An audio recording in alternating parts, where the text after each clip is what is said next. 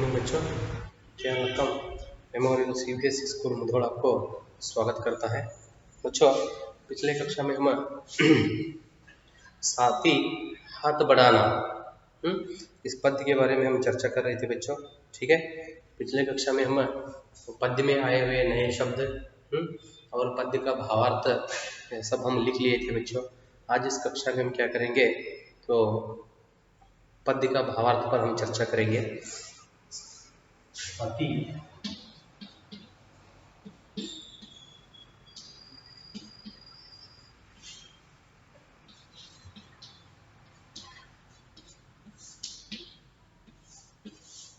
साथी हाथ बढ़ाना। ठीक है बच्चों, पद्य का भावार्थ आपको पिछले कक्षा में लिख लिए हैं। तो इस शुरू करने से पहले, तो भावार्थ पर चर्चा करने से पहले हम क्या करेंगे, तो किस उद्देश्य से यह पद्य कवि लिखा है। देखो, यह उन्होंने क्या किए थे, एक फिल्म के लिए तो पिक्चर फिल्म के लिए उन्होंने क्या किए थे, लिखे थे। यह गीत क्या है, आजादी के कुछ समय बाद लिखा गया था। आजादी के कुछ समय बाद लिखा गया था, जब देश का निर्माण हो रहा था। यह गीत हमें मिलजुल कर काम करने को प्रेरित करता है। कवि ने इस गीत में बताया है कि जब जब मनुष्य ने मिलकर काम किया है, तब उसने हर मुश्किलों को आसानी से पार किया है।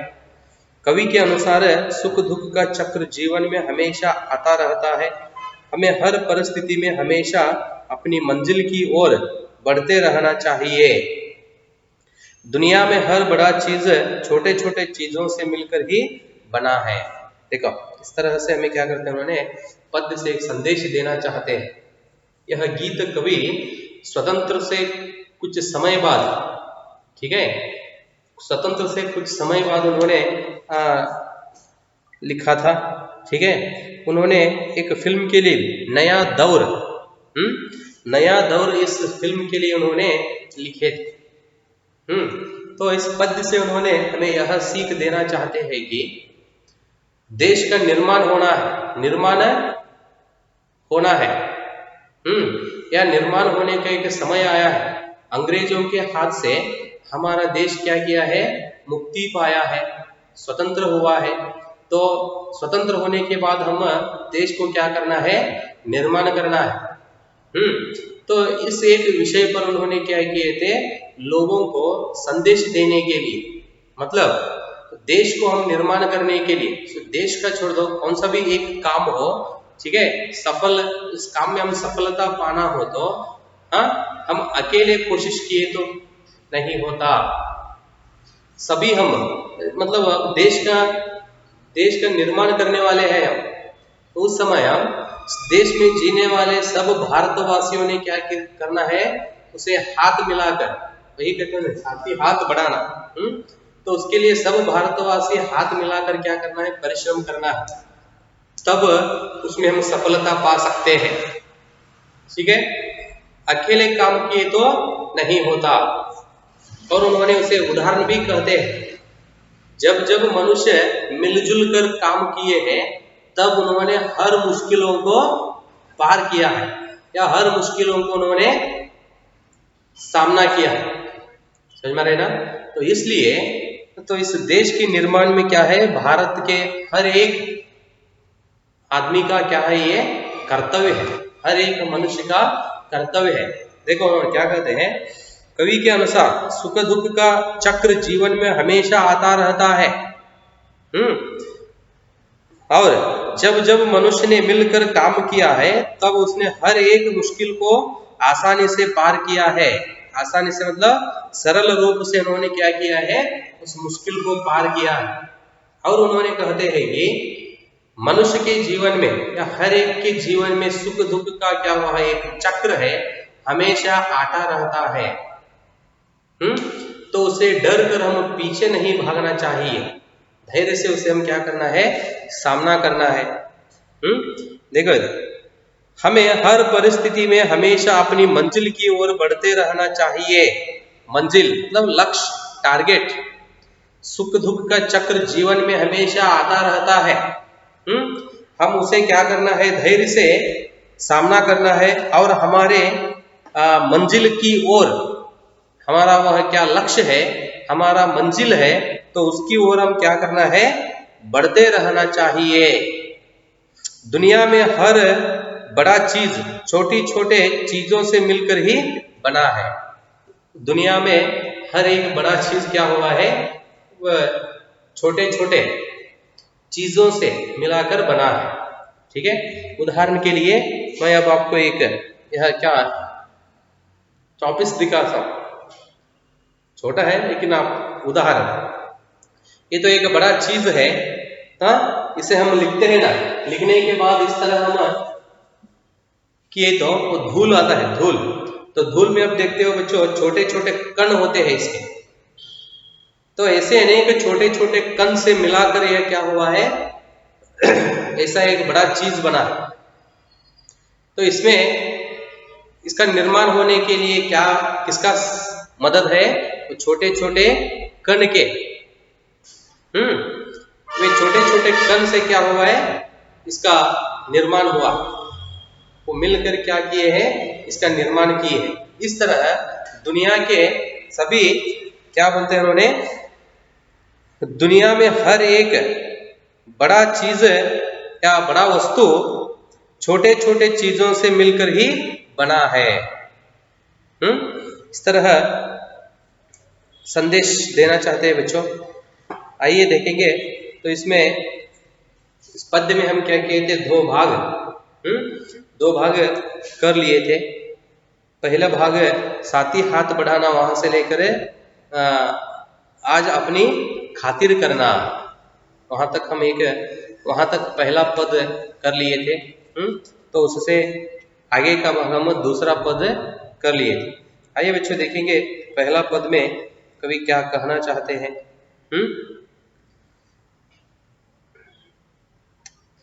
इन पंक्तियों में कवि ने लोगों को साथ मिलकर काम करने को प्रेरित किया है। प्रेरित करना मतलब प्रोत्साहित करना, उत्तेजित करना। इन पंक्तियों में मतलब, पंक्ति मतलब लाइन। इन पंक्तियों में कवि ने लोगों को साथ मिलकर काम करने को प्रेरित किया है। साथ मिलकर मतलब एक व्यक्ति दूसरे व्यक्ति को मदद करते हुए, मदद करना, साथ मिलकर। ठीक है, दोनों मिलजुल कर काम करने को उन्होंने प्रेरित किया है। एक अकेला काम करते करते थक जाएगा। ನೋಡಿ ಈ ಪದ್ಯದಲ್ಲಿ ಏನ್ ಮಾಡ್ತಾನಪ್ಪ ಅಂತಂದ್ರೆ ಕವಿ ಜನರಿಗೆ ಏನ್ ಸಂದೇಶ ಕೊಡ್ತಾನಂತಂದ್ರೆ, ಒಬ್ಬರಿಗೊಬ್ಬರು ಸಹಾಯ ಮಾಡುವುದನ್ನ ಅಥವಾ ಸಹಾಯ ಮಾಡಿ ಕೆಲಸ ಮಾಡುವುದಕ್ಕೆ ಪ್ರೋತ್ಸಾಹಿಸುತ್ತಾನೆ। एक अकेला काम करते हुए थक जाएगा। एक अकेला मतलब अकेला व्यक्ति काम करने से, ठीक है, काम करते करते उन्होंने क्या होता है, थक जाता है। थक जाना मतलब थकना, थकान, टायर्ड हो जाता है। इसलिए भारत के निर्माण में सभी को हिस्सेदार बनने के लिए कहा है। तो इस भारत देश में जीने वाले सभी लोग क्या है, हिस्सेदार है। हिस्सेदार, हिस्सा मतलब भाग, हिस्सेदार मतलब उसमें भाग लेना है। भागीदार ಅಂತ ಹೇಳ್ತಾರೆ, ಪಾಲ್ಗೊಳ್ಳುವವನು। सभी मतलब इस भारत देश में जो लोग हैं, भारतवासी है, सभी उसमें क्या है, हिस्सेदार। इससे हिस्सेदार बनने के लिए कहा है। किसमें, किस काम में, सभी मिलजुल कर काम करने में हम सब क्या है, हिस्सेदार हैं। तो इस तरह का एक भाव हमारे मन में होना चाहिए।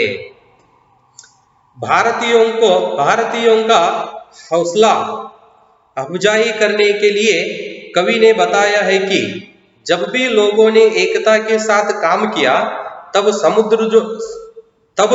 समुद्र ने अपना रास्ता छोड़ मदद की है, तथा पर्वत ने भी उनके सामने अपना सिर झुकाकर उन्हें जगह दी है। देखो, इसके लिए उन्होंने उदाहरण भी कहते हैं।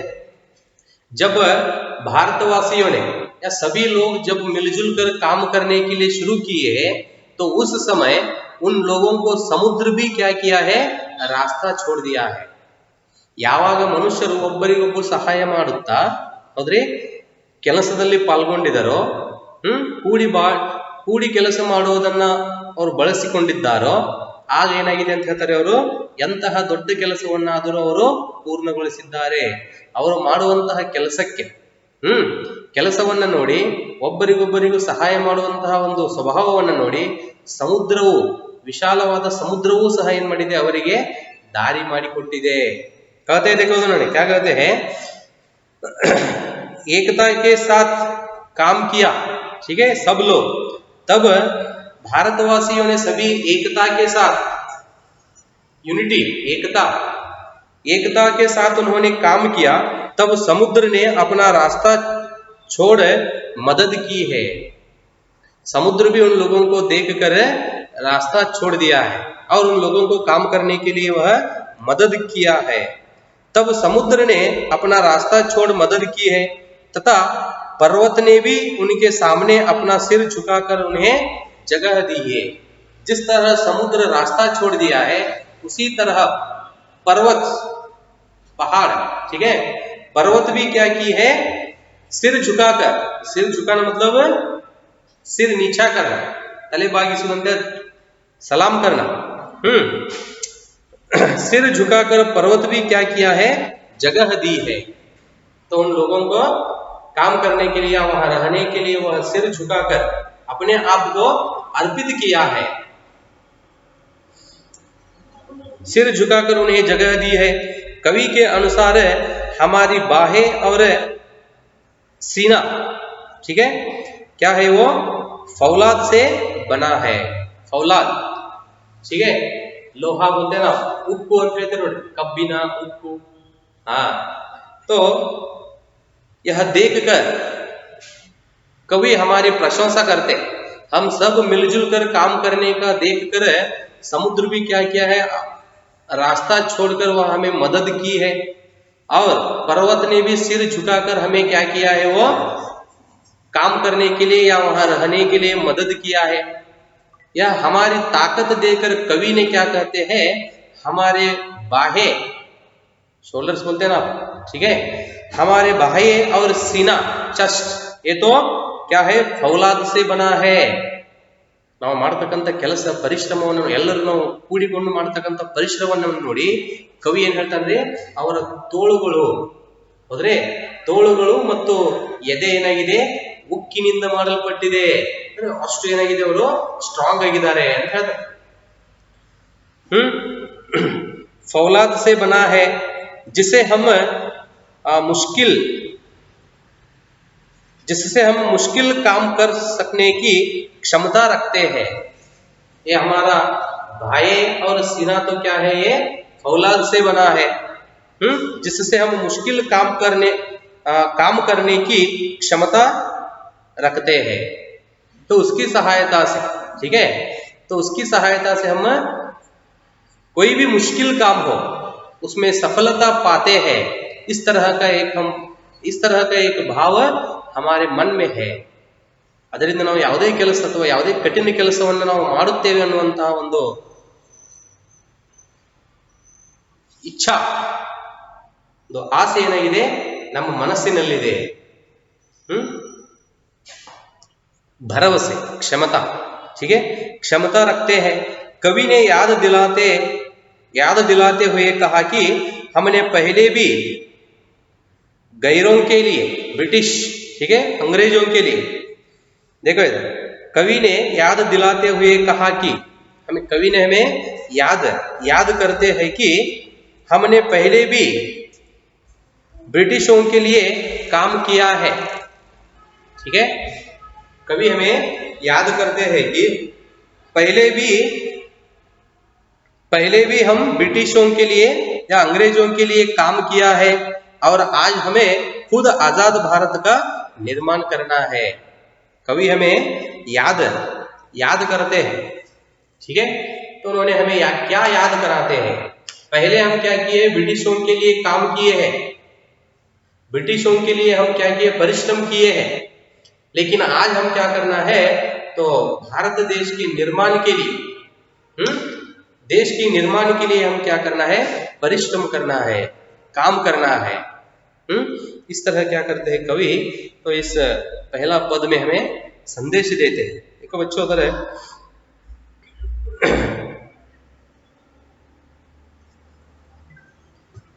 यहाँ तक हम पहला पद का भावार्थ चर्चा किए हैं बच्चों।